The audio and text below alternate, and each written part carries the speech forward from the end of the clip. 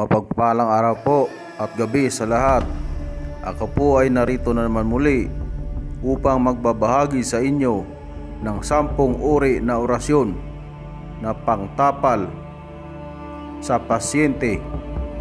Ito ay pamatay sa nakasaping espiritu at mangkukulam o mambabarang, engkanto. Isulat sa papel at itapal sa pasyente o sa sikmura. Ito ay maaari lamang gamitin kung ikaw po ay nakapagtapos ng debosyon ng 49 days sa lalaki at 48 days naman sa babae, upang magkaroon po kayo ng pundo at mapagana ninyo ang mga orasyon na ito.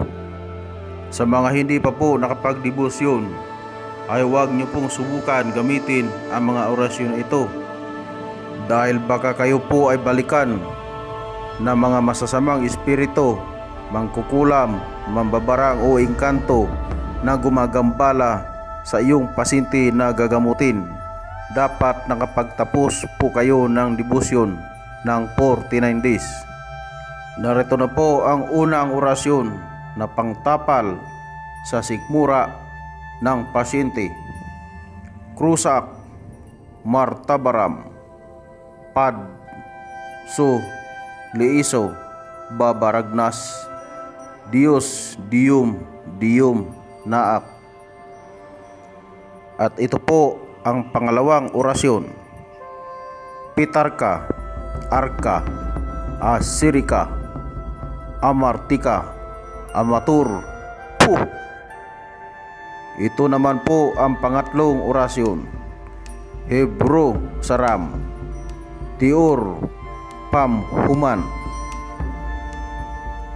At ang pang-apat na orasyon.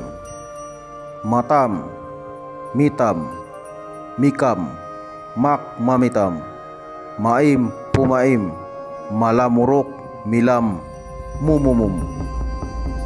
Panglimang orasyon. Ujogoks oo uto lusi duo. At ito naman po ang pang-anim na orasyon. Son impe ratris akmik atal bigituum. Ikapitong orasyon. Dios amo proserbos torbos. Pangwalong orasyon. Nor sopom kurdam hude. Pangsiyam na orasyon. Mitik jahok hayim awi wa awi o yum. Pangsampung orasyon. Atar abrakatar barmatar sidarum puh. Yan po ang 10 uri ng orasyon na pangtapal sa pasyente at maaaring humantong sa kamatayan ng mga mangkukulam o mambabarang, elemento, espiritu, engkanto na gumagambala sa mga pasyente.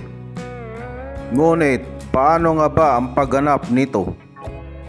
Unang gawin, pumili lamang ng isang orasyon sa mga nabanggit at isulat sa maliit na papel at hawakan ang papel at magdasal ng isang sumasampalataya at isunod ang orasyon pangkonsagra ng 7 beses. Narito po ang pangkonsagra. Inde verbo incuminad divino Jesus Pater Noster konsagrasyon. At ihipan ang papel na may nakasulat na orasyon ng 3 beses bago itapal sa sikmura ng pasyente. Ang 10 uri ng orasyon na ito ay maiiksi lamang, ngunit napakabisa at kinakatakutan ito ng mga masasamang espiritu.